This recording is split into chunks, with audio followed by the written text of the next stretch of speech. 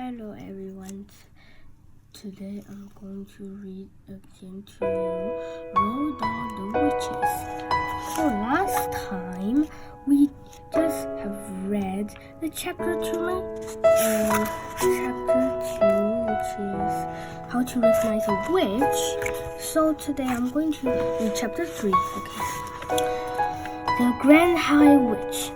The next day, a man in a black suit arrived at this house carrying a briefcase, and he held a long conversation with my grandmother in the living room. I was not allowed in while we was there. But when at last he went away, my grandmother came in to me, walking very slowly and looking very sad. That man was reading me your father's will, she said. What is a will? I asked her. It is something you write before you die, she said. It is something, and in it you say who is going to have your money and your property, but most important of all, it says who is going to look after your child in both the mother and father are dead. A fearful panic took hold of me.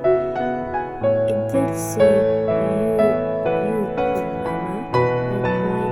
I don't have to go to somebody else, do I? No, she said. Your father will never have done that. He has asked me to take care of you for as long as I live, but he has also asked that I take you back to your own house in England. He wants us to stay there. But why? I said. Why can't we stay here in Norway? You would hate to live anywhere else. You told me you would. I know, she said, but there are a lot of complications with money and with a house that you wouldn't understand. Also, it said in the will that also all your family is Norwegian. You are born in England and you have started your education there, and he wants you to continue going to English schools. Oh, grandmama, I cried, you don't want to go and live in our English house. I know you don't. Of course I don't, she said, but I am afraid I must. The will said that your mother felt the same way about it, and it is important to respect the wishes of the parents. There was no way out of it.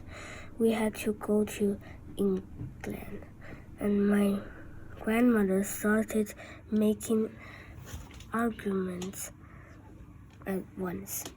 Your next school term begins in a few days, she said, so we don't have any time to waste.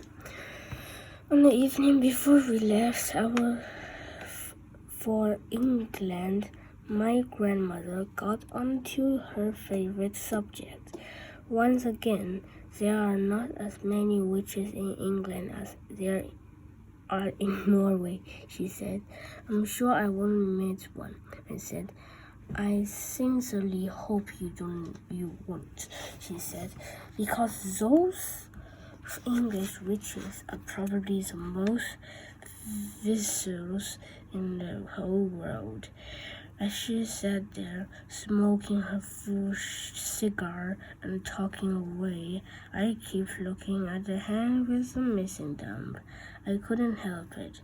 I was fascinated by it, and I kept wondering that awful thing had happened that time when she had met a witch. It must have been something absolutely appalling and gruesome. Otherwise, she would have told me about it. Maybe the thumb has been twisted off, or perhaps she had been forced to jam her thumb down the spout of a boiling kettle until it was steamed away. Or did someone pull it out of her hand like a tooth? I couldn't help trying to guess.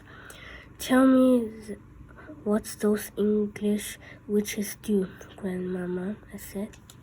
Well, she said, sucking away at her sticking cigar.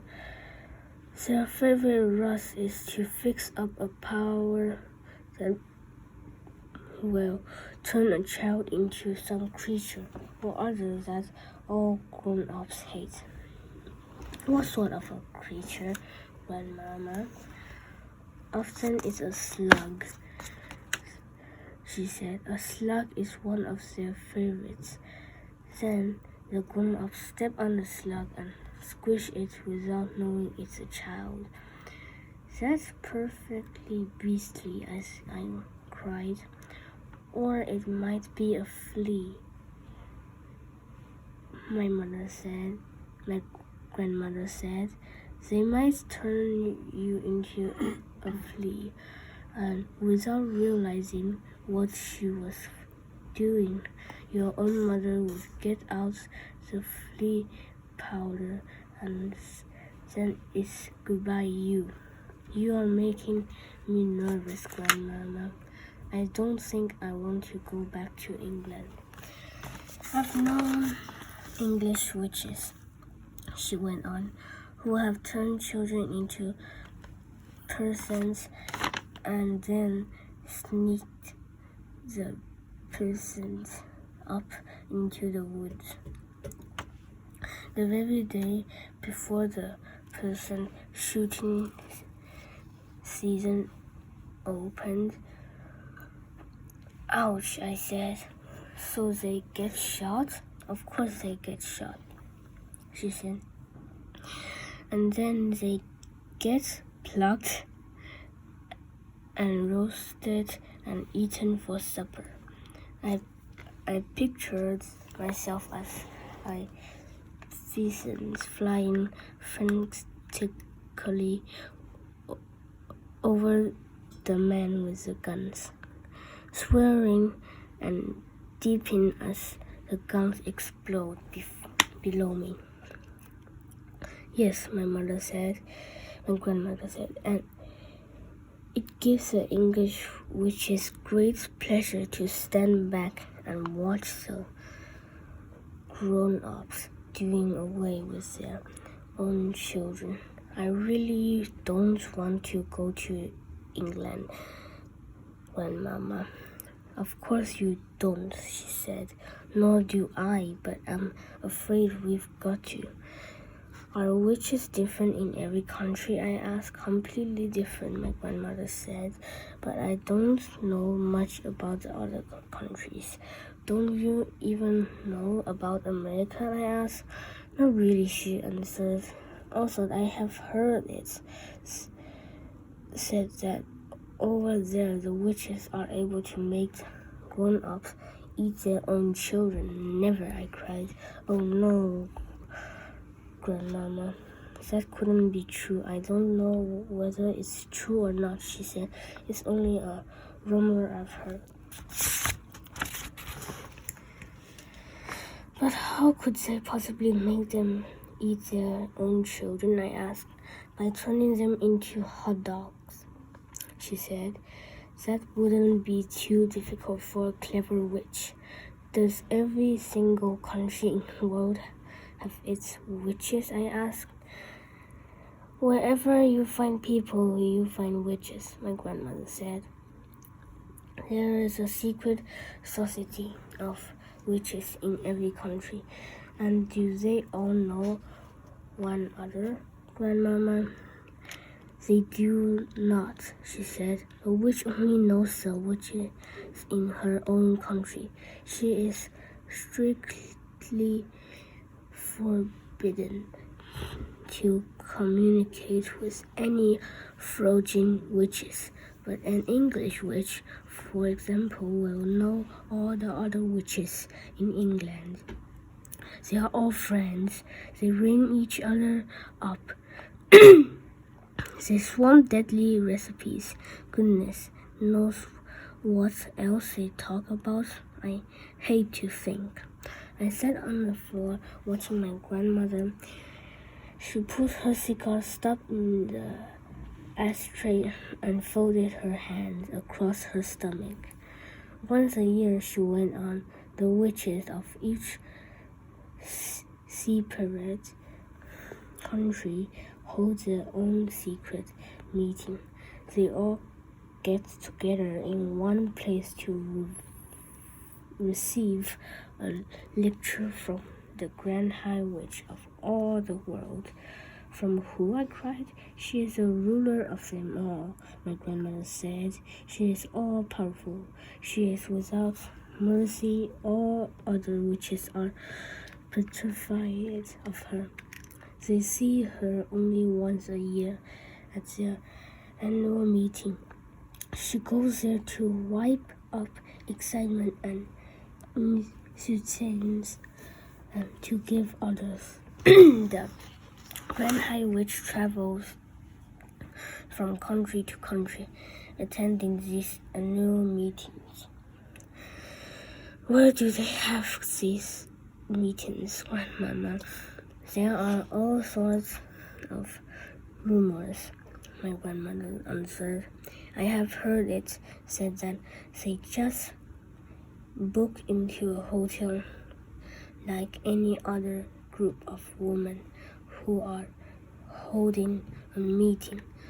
I have also heard it said that some very particular things go on in the hotel. They stay in. It is removed that the beds are ever slept in, that there are burn marks on the bedroom carpets, that toads are discovered in the bathtubs, and that down in the kitchen the cook once found a baby crocodile swimming in his saucepan of soup.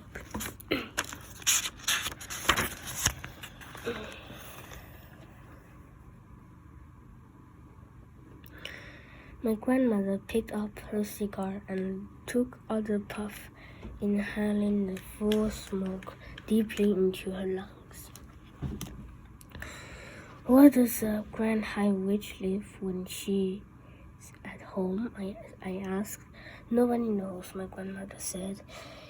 If we knew that, and she could be rotated out and destroyed. Witch hunters all over the world have spent their lives trying to discover the secret headquarters of the Grand High Witch. What is a witch chapel, Grandmama? A person who studies witches and knows a lot about them, my grandmother said. Are you a witch chapel, Grandmama? I am a retired witch chapel, she said. I am too old to be active any longer, but when I was younger, I traveled all over the globe trying to track down the Grand High Witch. I never came even close to succeeding. Is she rich? I asked. She's rolling, my grandmother said, simply rolling in money. Rumor has it that there is a machine in her headquarters which is exactly like the machine the governments use to print the banknotes you and I use.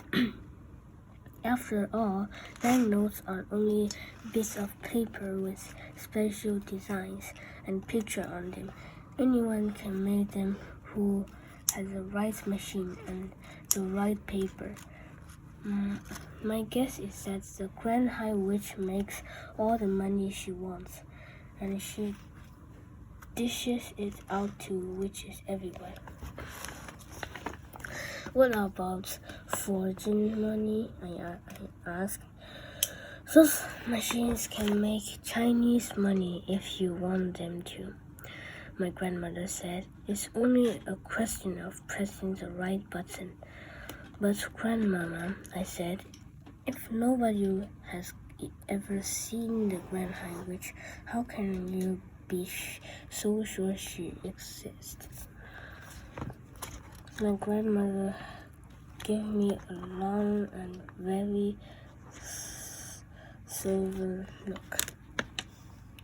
Nobody has ever seen the devil, she said, but we know he exists. The next morning, we sailed for England, and soon I was back in the old family house in Kent. But this time, with only my grandmother to look after me. Then the Easter term began, and every weekday I kept to school, and everything seemed to have come back to normal again. Now at the bottom of our garden, there was an enormous kunker tree, and high up in its branches, Timmy, my best friend, and I had started to build a mannequin fence treehouse. We were able to work on it only at the weekends, but we were getting along fine. We had begun with the floor, which we built by laying white planks between two quite far apart branches and nailing them down. Within a month, once we had finished the floor, then we discovered a wooden railing around the floor, and that left only the roof to be built. The roof was a difficult bit. One Saturday afternoon, when Timmy was in bed with flu, I decided to make a start on the roof all by myself. It was lovely being high up there in the conker tree, all alone, with the pale young leaves coming out everywhere around me. It was like being in a big green cave, and the height made it extra exciting. My grandmother had told me that if I fell, I would break a leg. And every time I looked down, I got a tingle along my spine. I worked away nailing the first plank on the roof. Then suddenly, out of the corner of my eye, I caught sight of a woman standing immediately below me. She was looking up at me and smiling in the most particular way. When most people smile, their lips go out sideways. This woman's lips went upwards and downwards, showing all her front teeth and gums. The gums were like raw meat. It is always a shock to discover that you are being watched when you think you are alone. And what was this strange woman doing in our garden anyway? I noticed that she was wearing a small black hat, and she had black gloves on her hands, and the gloves came nearly up to her elbows. Gloves? She was wearing gloves. I froze all over. I have a present for you, she said, still staring at me, still smiling, still showing her teeth and gums. I didn't answer. Come down out of that tree, little boy, she said, and I shall give you the most exciting present you've ever had. Her voice had a serious gasping quality. It made a sort of metallic sound, as though her throat was full of drawing pins.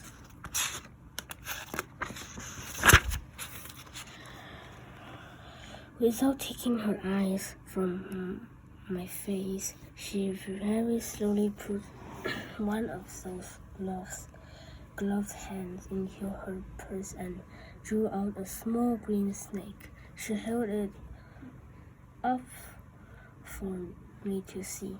"It's tame," she said. The snake began to coil itself around her forearm. It was brilliant green. "If you come down here, I shall give him to you," she said. "Oh, Grandmama," I thought, "come and help me." Then I panicked.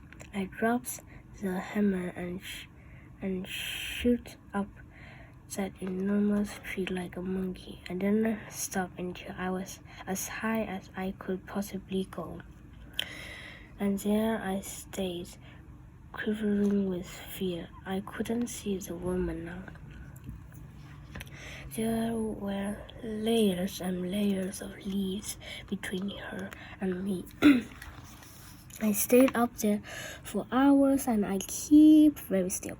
It began to grow dark, and last I heard my grandmother calling my name. "I'm up here," I shouted back. "Come down at once," she called out. "It's past your supper time."